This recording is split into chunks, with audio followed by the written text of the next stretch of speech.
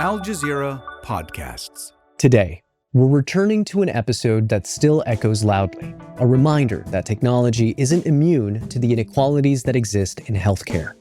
A study from last July exposes racial bias in artificial intelligence programs used to assess mental health.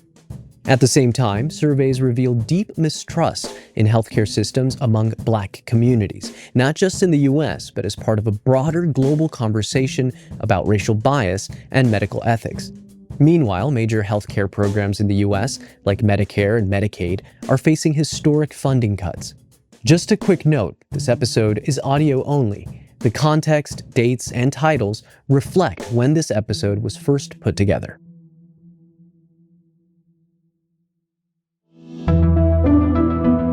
Today, how one American search for a new kidney revealed a racial bias in the U.S. healthcare system. A letter from her hospital came in the mail last year explaining she should have been added to the transplant list 4 years earlier and that a racially biased test was to blame.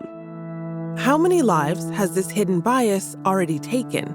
And how many are still at risk? I'm Malika Bilal, and this is The Take.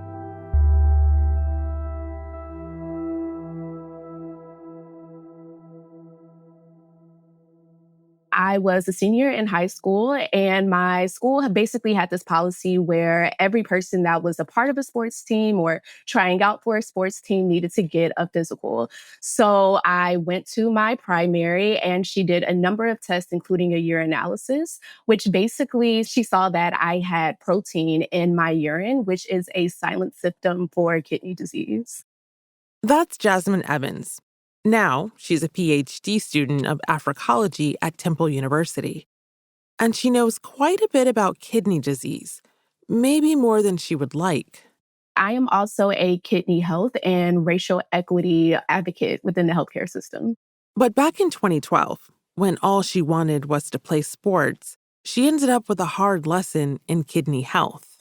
Honestly, as a 17-year-old, I knew that something was wrong with my kidneys, but I didn't really understand the magnitude of what that meant. Basically saying that, one day you're going to go into kidney failure. Jazmin, do you remember the day that your doctors first brought up your kidneys? Yes, absolutely. So for me, it was really hard to reconcile that at such a young age because, at that point, you're thinking about, how long do I have? Is this terminal? What's going on? But I'm really grateful by the fast action of my doctors because they were able to catch it relatively early and we were able to slow the disease's process considerably. Oh, wow. So you went on dialysis for years. Yes. But then your name made its way to the kidney transplant list. Yes, it did. Did you have any idea how badly you needed a new kidney? So around the time I was about 18, 19 years old, my doctors basically started telling me, look, at some point you are going to go on dialysis. We want you to know that this is going to be your reality. And so in 2019, I got the call from my then nephrologist that it was time for me to not only go on dialysis, but also start to be evaluated for a kidney. One part of me was prepared for it, but then another part of me was this is the dreaded day that has come, that my disease has become terminal in a sense, and that we really don't know what the outcome would be for me. So tell me about what that was like for your day-to-day, because as you said, when you first got the diagnosis, you are 17, thinking about finishing high school. Mm-hmm. So as a high school student going into college, I kind of put it to the back of my mind. I was still able to go out and do the normal things that a college student would do. I would say that I did have to be mindful of you can't drink as much, you can't do everything that other college students do. I never got the chance to do maybe a study abroad program because I knew that I had to stay stateside or at least within a U.S. territory to where my doctors could advise or get to me or what have you. I will say in 2019, transitioning from my master's program to my PhD program, that's where things got a little bit more tricky because at this point I'm doing dialysis. I was doing a modality called peritoneal dialysis, which is a home modality. So I had 3 different bags of solutions. So basically, I would connect to a machine every single night for about 8 to 9 hours. So I had the luxury of doing it while I slept. So what I would do is whenever I would wake up in the morning, I would disconnect. I would go on about my business. I was developing a community education program to where, like, us as Africology and African American studies students could basically go out into the community to share this knowledge that desperately needed to be shared, especially in a city like Philadelphia. I was the senior editor of our graduate student academic journal. I had a fellowship where we were planning international conferences. So I was still doing a lot of things, right? While also having to say, well, I have to be home by a certain time because I have to connect to this machine in order to be up the next day to really start. So whenever I connect to the machine, what would happen is the day dwell that I would have had from like that day or the day before, it would drain out of my abdomen and then it would fill me with the solutions that were in like the bigger bags. And so this cycle would happen maybe like 4 to 5 times a night. It would drain you out and then fill you back up with the solution and then it will drain you out again and so on and so forth. It was definitely a very rough balancing act. And I will say now being on this side of things, I probably would not put that much on my plate ever again. So all of that is happening. Mm-hmm. And then one day you find out that something about the eligibility test that determines how urgently people need to be added to the transplant list had gone wrong. And not just for you, but for more than 14,000 other people, and all of them Black. Yes. And that number actually continues to grow. Oh, wow. So let me take you through that day. Yes, please. How did you find out? Yes. So one, I had already had a very stressful day. I'm getting my mail and then I see that I have something from UNOS, which is the United Network of Organ Sharing. And they basically say that, because of a racially biased test that calculates your GFR, which is a test that basically rates how well your kidneys are filtering like the blood and different toxins out of your system, we overestimated your kidney function. More than 14,000 Black kidney transplant candidates in the U.S. have been moved up on the waiting list. It comes after a widely used test was found to be racially biased. It was overestimating how well Black people's kidneys were functioning, making them seem healthier than they actually were. So for me, I went on the transplant list in July of 2019. I was told that I actually needed to be on the transplant list either September or October of 2015, not 2019. Wow. So I ended up getting about like 3.5 to 4 years added wait time. Whenever I read that letter, the first emotion that I felt was anger. Anger because of why is this still happening? I already knew the legacy of racism within the healthcare system, but to reconcile that with the fact that this is something that is actively happening to me, and not only to me, to thousands of other Black patients as well. I've known people like as a little girl, and just in my community that have passed away waiting for a kidney transplant or an organ transplant. I've known people who has either just like given up or they were taken off of the list because of like testing or barriers to insurance. If they would have not included this racially biased marker to begin with, how many more people would actually be here to continue living their lives? It just really enraged me to get that letter. Oh my gosh. So this, just to clarify, this was the United Network for Organ Sharing. And basically it's them admitting that this race-based criteria had been put in place, and it was them saying that they're rectifying the issue? Yes. Basically, what they saw in clinical trials is that Black patients were testing higher within their kidney function than other patients, whether it was like white patients or other patients of color. And so just let me make sure I understand. So these tests were showing that Black people's kidneys were doing better than they actually were. Exactly. And instead of doing further research into why this phenomena was happening, it was just concluded that, well, it must be because of of their race. There was no investigation further into things such as maybe placism or environmental issues or things of that nature. Gosh, the rush of emotions that must go through your head that, Yes. yay, you get moved up the list, but why did it take so long for that to happen in the first place? So what did you do first? I went straight to TikTok. At this point, I am 8 years on the transplant list. For my blood type, the average waiting time is about 4 to 5 years. I could have had a kidney already.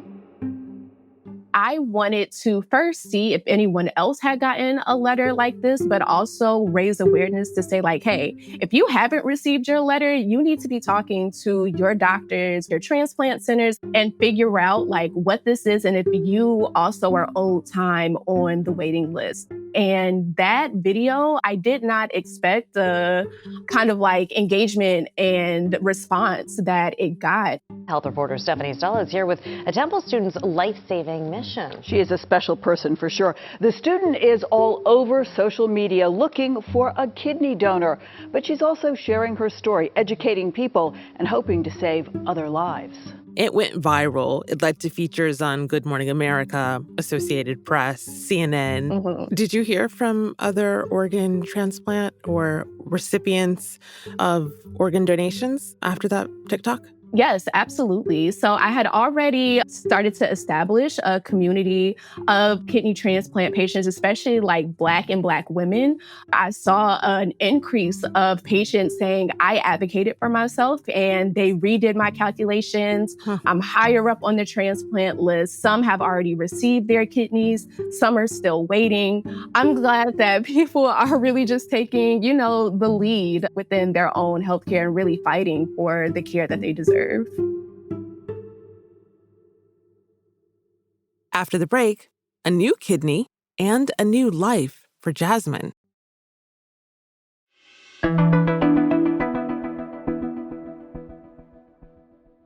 So, Jazmin, you finally received a donor kidney in 2023. Yes, I did. Just about 1 year ago.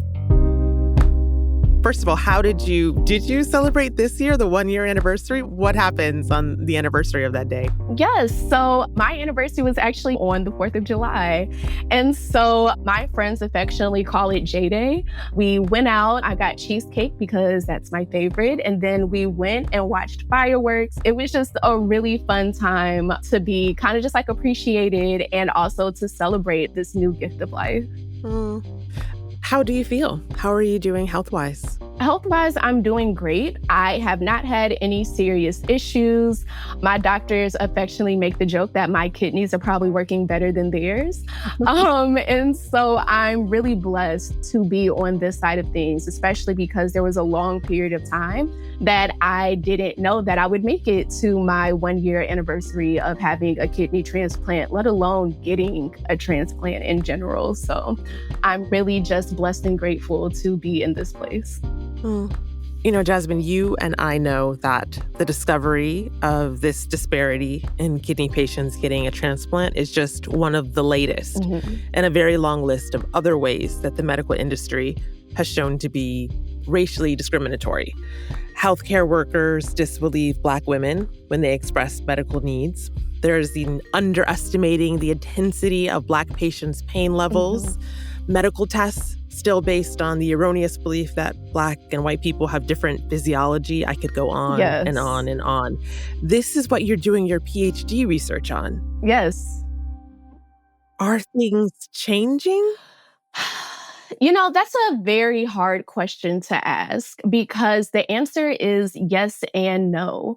From my own research with my dissertation, I see where there is still the legacy of medical racism and the pseudo-scientific thoughts about how the Black body works and things of that nature. This is still very integrated with a lot of the medical practices, medical treatments that doctors basically give their Black patients. However, there are doctors and physicians and researchers that really are trying to push the needle to create more racial equity within the system. But this is something that is going to take years. So for me, something that I always tell researchers or physicians whenever I do get the chance to speak with them is it's okay to re-educate yourself. Right. We touched on this, but I'm really glad that you're doing better. And I think it's evident from anyone who follows you on social because these days on your TikTok account, you're able to post things that are a little bit more lighthearted, Yes. like your outfit of the day, which was very chic, by the Thank way. you. It's different from what you posted when you first found out about that racially biased kidney test, but Yes. you're still an advocate. Mhm. And you are still trying to encourage people to educate themselves, whether they're in the medical industry or whether they are recipients of the medical industry. How important was it for you to share your story, and what difference has it made? Anyone who knows me knows I'm actually a very private, very introverted person. However, for me posting on social media, it really came out of desperation. It came out of life or death, like I needed to survive. And so even after I got the transplant, I had to take a little bit of time from social media just to kind of figure out how I wanted to continue being an advocate, but also still exploring like this new space of life that I'm in and really trying to figure out my new normal. But people also want to see that process as well. Like, how do you transition back into a seemingly normal life? Even if I can give a patient just like inspiration, or even someone who is having trouble within the healthcare system or trying to advocate for themselves, but they don't know how to talk to their doctors, they don't know which tests to request for themselves. If I can give that bit of information, then I feel like I've done a job well done. So for people who are listening, what advice would you give them if they're in the boat that you were several years ago, waiting and wondering and hoping? I would say, one, you don't have to wear the mask. One thing that I've learned after my transplant was that even while I was going through the process, I wore it as a badge of honor that no one knew what I was going through, that I was still able to juggle all of these things and still kind of like present as a healthy and able-bodied person. But what people didn't know was when I was behind closed doors or when that camera was off, like I was literally dying. You can find the balance between that. You can still do the things that you love to do while also taking care of yourself. You can still go out and have a great time while also asking for support from your family and for your friends. You don't have to do it alone. And I don't suggest that you do it alone either. And that is something that I wish somebody would have told me while I was going through my process.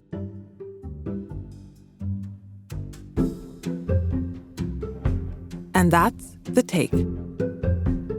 This episode was produced by Manahil Naveed and Amy Walters, with Mohannad, Veronique Eshaya, and me, Malika Bilal. It was edited by Amy Walters. Our sound designer is Alex Roldan. Joe Plord mixed this episode. Alexandra Locke is The Take's executive producer, and Ney Alvarez is Al Jazeera's head of audio. We'll be back tomorrow. Hey, YouTube. If you liked today's show, don't forget to subscribe and tell your friends. And let us know in the comments what you think.